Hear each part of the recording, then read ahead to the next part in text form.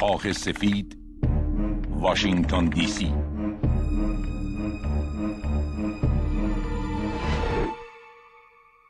جان مککین از مسئولین کاخ سفید که توطئه‌های متعددی را علیه جمهوری اسلامی ایران هدایت می‌نماید. جورج سوروس سرمایه‌دار یهودی است که سردمدار استعمار فرانوین میباشد. وی با سرمایه خود و با استفاده از شعارهایی چون آزادی‌خواهی، دموکراسی و حقوق بشر طرفداران آمریکا را به حاکمیت میرساند. جین شار نظریه پرداز نافرمانی مدنی و تئوریسین انقلاب‌های مخملین که تألیفاتی در این موضوع دارد. وی از اوامر CIA جهت نفوذ در کشورهای مورد نظر می باشد. بیل اسمیت از کارشناسان ارشد CIA در امور ایران می باشد که سالیان متمادی با گروه‌های اپوزیسیون و معاند ایرانی همکاری نزدیکی دارد. بله، همونطوری که جورج سوروس اشاره کردن، ما باید با برنامه‌ریزی مستمر متناسب با فرهنگ هر منطقه و با هدایت گروه‌های اثرگذار به اهدافمون برسیم. در واقع با افزایش آگاهی مردم، حضور نظامی برخلاف گذشته اثر خودش را از دست داده، مثل عراق و افغانستان. باید راهکارهای جایگزین معرفی کرد. دقیقاً. دیگه فشار و زور اهداف ما رو تأمین نمی‌کنه. باید به فکر فرهنگ سازی بود. قرن 21 زمان تغییر فرهنگ هاست. تأثیر بر فکر و اندیشه ها. این درست همون طریقی که ما روی اون کار کردیم. ولی طرح شما اصلاً کافی نیست. در این 28 سال هزینه‌های زیادی رو برای برنامه‌های شما پرداخت کردیم، ولی در عوض قربان، ضمن تایید صحبت‌های شما در تغییر حکومت‌ها نباید عجله کرد. ما باید با اندیشمندان، صاحبان قلم و افراد با نفوذ در جامعه که با ما منافع مشترکی دارن ارتباط برقرار کنیم. ما میتونیم با NGO-های همسو همکاری نزدیک داشته باشیم. شبکه‌های ماهواره‌ای هم تأثیر و نقش مهمی دارن. بمباران تبلیغاتی همیشه مؤثر بوده. ما باید جنگ خاموش فرهنگی در ایران رو که از چند سال گذشته راه اندازی کردیم گسترش بدیم.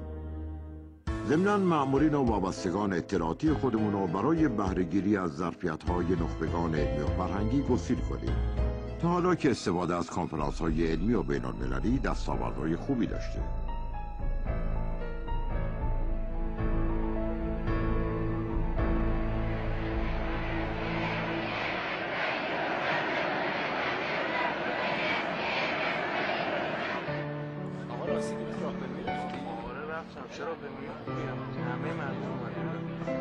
این کارهای خارجی ها توطئه‌هاشون تمومی نداره. ای کاش حافظه هم مثل ما پیرنه بیشون تا بتونیم خیانت‌های اونا رو به یاد داشته باشیم. آقا نابودیشون تو تبس فراموششون شده که چطوری خدا اینا رو خوار و ذلیل کرد.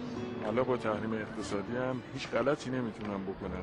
با این پیشرفتایی که جوانای متخصصمون تو انرژی هسته‌ای کردن مشت محکمی خورده تو دهنشون. بچه‌ها با ایمیلی که برام اومده باید کار شروع کنیم. وسایل مورد نیازم رسیده. ما حالا دیگه راحت‌تر میتونیم دستورات شبکه‌های ماهواره‌ای رو به مردم منتقل کنیم. بعدش هم سوژه خبری عالی برای دوستامون تو آمریکا. با قول ویزا و اقامتی که به ما دادن، من مطمئنم که بعد از این مأموریت اقامت خوبی در آمریکا خواهیم داشت. اینم وسایل لازم. امنیت نعمتی است که تحقق آن جز با هوشیاری و مشارکت یکایک احاد جامعه شب کجا بودی؟ تو فکر نمی کنی من و مادر نگرانت میشیم؟ من بچه هم که نگرانم میشه.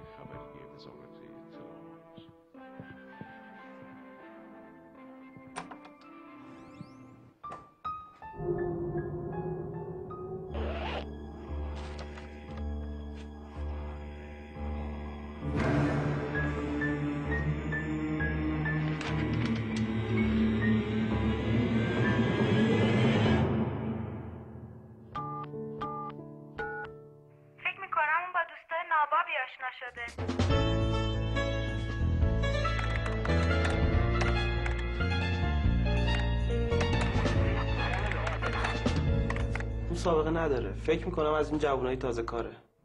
اونو کاملا تحت نظر داشته باشه.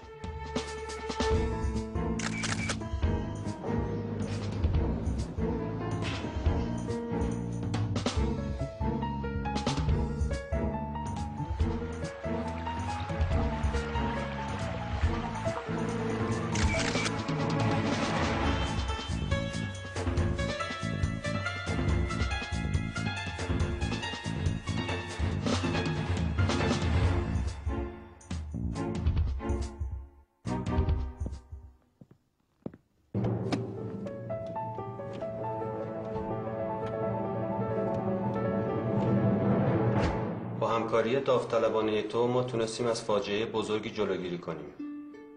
ما سعی میکنیم برای مجازات تخفیف ویژه‌ای بگیریم. بله؟ سلام علیکم. من میخواستم از خبری به موقعی که دادی تشکر کنم. ضمناً با قاضی پرونده صحبت شده، ایشون گفتن به زودی منوچهر آزاد میشه. امروزه استکبار جهانی به همراه صهیونیسم بین الملل با کمک شبکه‌های جاسوسی و ماهواره خود در صدد تغییر ماهیت حکومت هاست و برای رسیدن به اهداف پلید خود از هیچ دسیسه‌ای فروگذار نمی‌کند. ضمن هوشیاری آحاد ملت شریف و غیور ایران، هر گونه تحرکات مشکوک را با شماره تلفن 113 به اطلاع ستاد خبری وزارت اطلاعات در سراسر کشور برسانید. ما امین گزارشات شما هستیم. ستاد خبری وزارت اطلاعات.